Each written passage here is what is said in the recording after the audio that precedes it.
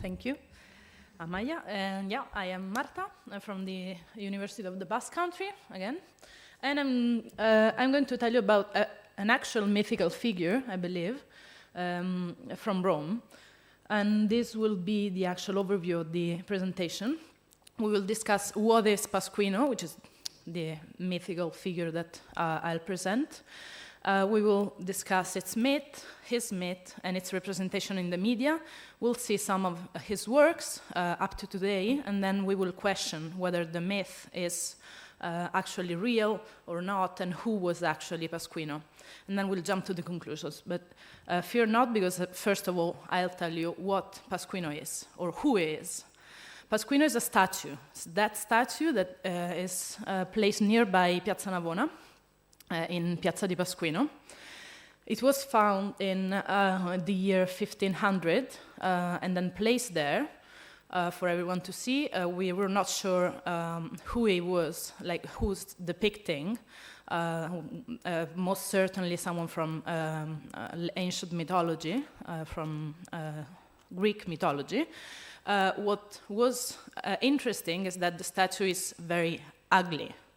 People think that, people say that, even academics and experts say that it's an abortion or a miscarriage of a statue, and that's why it's called Pasquino, because some very funny people from the neighborhood will think that, oh, it just really looks like this neighbor friend Pasquino, who was either a shoemaker or a Latin teacher, or anyone who was so ugly that he could be compared to Pasquino. And that's how the statue got his name. But later, people will start to post their satirical poems on Pasquino and claim that the writer of the poems was Pasquino himself, the statue, so that to do that in secrecy and not be charged with any consequence of their actions, because, of course, they were writing satirical poems against the Pope, who was ruling at the time. So Pasquino became a writer since the 16th century up to the 19th century. I will say that it's very well depicted in this movie of The Conspirators, directed by Luigi Magni, in which Pasquino is a shoemaker. He says that he's illiterate, but he's actually not, because he is Pasquino. He's the one writing these poems.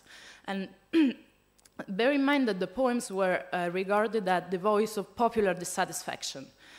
They were the voice of the poor people against the power and against the papacy and against the repression of the church state. The actor is Nino Manfredi. The movie is very nice. I really suggest you see that. He actually, in the movie, writes one Pasquinata. That's what it's called, a poem by Pasquino, by the statue or the shoemaker. So just to have an idea of what the tone of the satirical poems are. And this one from the movie, not an historical one, goes this way. Seeing the Pope on his throne, a foreigner asked, "This is the Holy Father, isn't he?" And the captain of the Swiss Guard answered, "A saint, no, but he sure is a father." And here, Pasquino, in the movie, is mocking at the Pope and saying that the Pope had sexual relationships with women and actually have children. So the fact that people would post this kind of pieces on the statue anonymously would shield them from consequences, because it just was the statue that wrote it. And we Romans do believe that. I mean, we never discussed it. I'd never discussed it until I actually read things from experts about it. So let's see some other works. When did Pasquino begin to write satirical poem? Actually, he started right away in 1501, but he bloomed in 1522 during the conclave appointing Adrian VI as Pope. which incidentally was notified that he was Pope while staying at the Portalon here in Vitoria-Gasteiz, so just go and visit it. It's a nice place, nice restaurant as well. So Pasquino really, really hated Adrian VI. He wrote tons of satires against him, so to convince people not to vote for him, because he didn't want him as a pope. He only lasted 1 year, but in that year he was fed up with Pasquino and wanted to throw the statue at the river. And one of the Pasquinatas that was written after the conclave, so when Adrian VI was already pope, is this one. So in the original, you can just notice the rhymes. The rhymes are all either noi or voi, which is us or we, or a plural you. In each stanza, that's the rhyme. And it sounds like this in English. O cardinals, if you were us, and we will definitely not like to be you, and we had done what you did, do tell us what you will do to us. So there's this inversion of roles between the statue, the writer, and the papacy and the cardinals, probably maybe to avoid consequences. It's like I'm saying something really bad, and he is going to say something really bad, but in this poem, he's actually not the common folk. He's the cardinals, and the common folk is the cardinal. I mean, it's a witty rhetorical figure, and it's also a bit confusing to follow sometimes. And he goes, we're sure that if you were us and we were you, we're sure that you'd want to hang us and we'd want to butcher all of you, and if we had the same power that you have, we'd crucify you right away. But since you regard shame as honor, and in order for us to not be despicable, we do not want to argue with you. And that's false, because he follows with, vile skunk, enemy of the Christ, an enemy to us, buried yourself alive, now that you have ruined both yourselves and us. And if you threaten us, we'd rape all of you if you were to rape our arses, monsignors. And that's the kind of tone that Pasquino uses, and you can probably understand why the poems were anonymous. Yeah. This is one of the productions from after the conclave, and I will just skip to some other poems to show you some stylistic stuff, let's say. This one I'm not going to translate. I just want you to see that Pasquino uses the Paternoster prayer to end each stanza, and this is just the beginning. Each stanza of the poem ends with a part of the Paternoster. So it goes, I'm not sure how it goes in English, but Holy Father, you are in heaven, which is here, you are in heaven, yeah. Let it be sanctified your name. But in this poem, he distorts the whole prayer, making each part of the prayer signify something other. In this case, the original says, let it be sanctified your name, and in the stanza itself, the Spanish people are saying blasphemies in your name. So I think that's a witty rhetorical figure that just dismembers something holy to describe what's happening at the moment in the 16th century. Another one was that I found a few days ago. It's really interesting. It's a dialogue between all the cardinals gathered in Rome during another conclave. So many people from all Europe will just come to Rome, and the Roman person starts saying, bad-mouthing people from Florence, but then a Spanish person starts speaking, the one in bold. And who understands Spanish here? Oh, a few. Most people, okay, that's great. Phonetically, it says so, kind of. Calla e rabo quiero que me bese, cual se quiera por fuerza os prometa que han de hacer Santa Cruz aunque le pese. So Pasquino knows Spanish, and also does thetheo as well, because it's ther. But he also knows French. The Gallius person speaks French and Catalan, while he does not know Arabic or Hebrew, because that's just gibberish at the end of the poem. He cannot know everything. Yeah, I think that's an interesting part of his works. So we've seen some of his works. What is left? Right now, we have a lot of tourists coming and just leaving notes saying, hey, I've been here, or mocking at his friends, their friends. We have Roman people writing something and attaching them, posting them on the statue or on a table, on a board nearby the statue. And there's a website that stopped working in 2019 in which people could post their satirical pasquinate anonymously, just as if they were in real life, but it stopped working. So not much is left. Pasquino actually stopped writing after the papal temporal power ended in 1870. Yeah. So it's now time to question the myth. Again, we Romans totally believe that Pasquino was a shoemaker, or anyone from the neighborhood, any common person just like us, writing poems, satirical poems about the Pope and the cardinals. I never questioned it. So can we believe a shoemaker like Nino Manfredi in The Conspirators? He's actually called Cornacchia in the movie. To answer that, I want to show you another pasquinada, which is the first illegal pasquinada, the first satirical pasquinada, which is in Latin. And it translates the first from 1501, so right after the statue was uncovered, unveiled. The first sentence, it's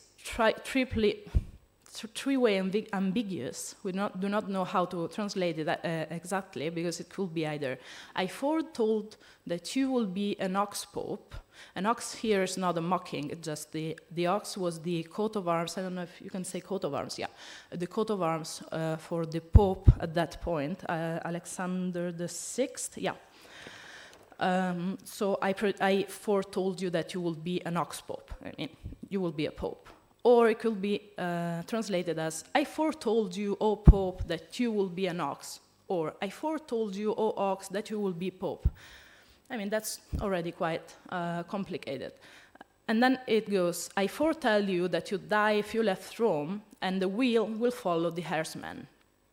The Pasquinata was written because the Pope was thinking about leaving Rome. I don't know if on vacation or whatever. He was trying to leave Rome, and someone who was not happy with it tried to warn him that if he left Rome, he will die, because the wheel will follow the herdsman, and the herdsman will be the Pope, Alexander VI, whereas the wheel is the coat of arms of the cardinal from Lisbon, Giorgio d'Agosta.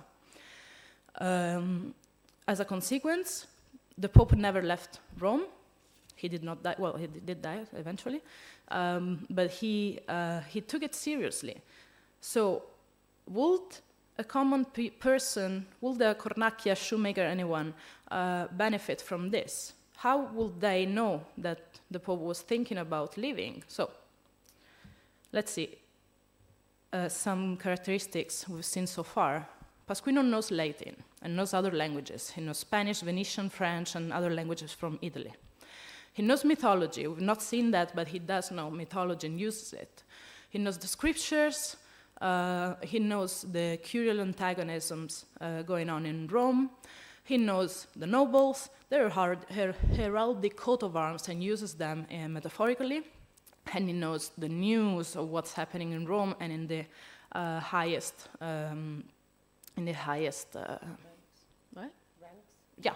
ranks of the power.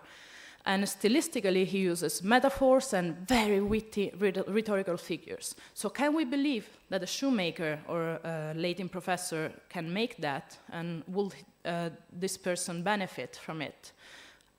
No, I think, well, everybody thinks. that Pasquino was actually a poet on the payroll of some cardinals. So the myth is actually falling down. It was very sad for me to see the myth falling down and seeing that Pasquino is actually not the voice of the common people, the popular dissatisfaction of someone that is looking for us, looking for our best. No, it was some cardinal that was trying to either modify the conclave outcomes, or to manipulate the Pope, or to just mock at their opponents. And this kind of makes sense while watching another movie, La Notte di Pasquino, from 2003, again directed by Luigi Magni, and in which, again, Pasquino is Nino Manfredi. Not as good, the movie, as the other one. It's set in 1870, which is the last year Pasquino wrote, well, the last day in which Pasquino wrote any Pasquinata, because the day after Rome will be conquered by Italians. And in this movie, Pasquino is not a shoemaker, it's a cardinal. He's a cardinal, not very realistically, but he goes up and down the whole city during the night, helping Jewish people and writing Pasquinate, and then in the morning will just dress up as a cardinal and go to his day job, just like Batman. And so, well, that's another way of seeing Pasquino. And in conclusion, I told you that Pasquino is a tremendous myth among Romans, although might be new for you, but it's very, very eradicated for us. However, Pasquino as the voice of the common folk never existed. Instead, Pasquino was the crafter of witty satirical epigrams that was most certainly a poet, on the payroll also of cardinals that were benefiting from his work. Pasquino, as depicted by Luigi Magni in The Conspirators, in the first movie, is unlikely because it's a shoemaker, but it's funny, it's nice, it's a nice movie. But he actually perfectly fits the mythical imagination that we Romans have. He's exactly what we think about when we think about Pasquino. Whereas Pasquino, as depicted in the second movie, is also unlikely, because imagine a cardinal just helping Jewish people during the night and never sleeping and then going to be a cardinal. But at least he's a cultured person writing cultured poems and witty, and that use a lot of metaphorical and rhetorical figures. So yeah, that's all of it. Thank you.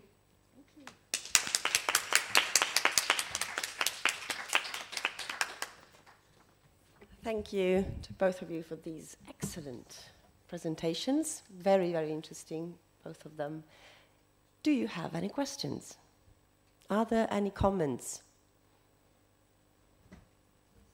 Here it is. Remember to push the red button. No, it should, excuse me. It should light up, right so. Oh, its batteries are low. Low, but hopefully we get it. Okay. I had just one quick question. So with Pasquino, are the critiques always about the Pope, or does it ever range outside of that? And then is there any sort of contemporary use of that figure for other political purposes, or does it, yeah? Yeah, it was political because the Pope was ruling, and it was against Pope, cardinals, Spanish people, any invading person, mostly. And later, when the website began working, maybe against Berlusconi and Putin and this kind of stuff. Okay. And actually, he wrote again a poem during the Second World War, or nearby, because when Hitler came to Rome to visit, he did write something against in Bianchino? A painter of houses coming to visit Rome, and Just a painter. yeah, just a painter, common painter, which was Hitler, coming and visit Rome, and very well welcomed. Okay, yeah. Thank you. You're welcome.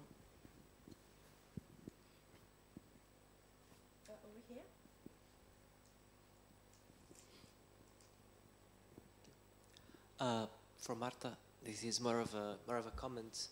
First of all, I was this fascinating figure. I love those popular traditions that arise around these, statues and things like that. Amazing. But I was wondering if you knew about another shoemaker, but the Bandarra from Portugal. Okay, so not quite the same at all. But when you said, "Can you believe a shoemaker?" It's written Bandarra with 2 R's. Baldarra. Yes. Baldarra. And so when you said, "Can you believe a shoemaker?" I immediately thought of Bandarra because it was an historical figure that lived in the 16th century, and he was a shoemaker, but he had an education, and he lived like not even in Lisbon, in the interior of the country or something like that, and he wrote a lot of prophecies, his interpretations of the Old Testament, things like that. He was persecuted by the Inquisition, and after he died. So this was the 16th century, and in 1580, the Portuguese king died in Morocco, Dom Sebastião, and we became ruled by the Spanish. And the prophecies of Bandarra became this kind of flagship of resistance against the Spanish rule. And so, just a parallel of political, political activism and resistance from a shoemaker. I found that very funny. And when the restoration of Portuguese independence happened in 1640, Bandarra was celebrated as this figure that had predicted, because the issue was that the body of the king was never found, and he predicted that the king would come back and save Portugal from the situation. Although he wrote before, it was interpreted as such. And even throughout history, whenever there are moments of invasion and things like that, and political crisis, there's this belief we call it Sebastianismo, about Sebastian, that the king will come back and save the country and things like that. And the Bandarra prophecies are also part of that. And they were also, in the Napoleonic invasions, became popular again, for example, things like that. So sorry, just a long comment. No, that's interesting. Actually, I have a question for you. What does Baldarra mean Baldarra in Portuguese? Does it mean something? I am not sure about the etymology. It's just his name, his surname. Okay. So does anyone speak Basque here? Because Baldarra does mean something in Basque. You tell me. I've never understood how to translate it, but... Like clumsy. Huh? Clumsy. Clumsy? Yeah. Clumsy? I think so, yeah. Oh. Like a person who falls or drops things, breaks things. Oh, that's nice. Well, at least from where I'm coming from, yeah. Yeah, that's I'm fascinated. So we'll talk about it, about your Pasquino later. Thank you. Yeah, absolutely. Thank you. Very interesting.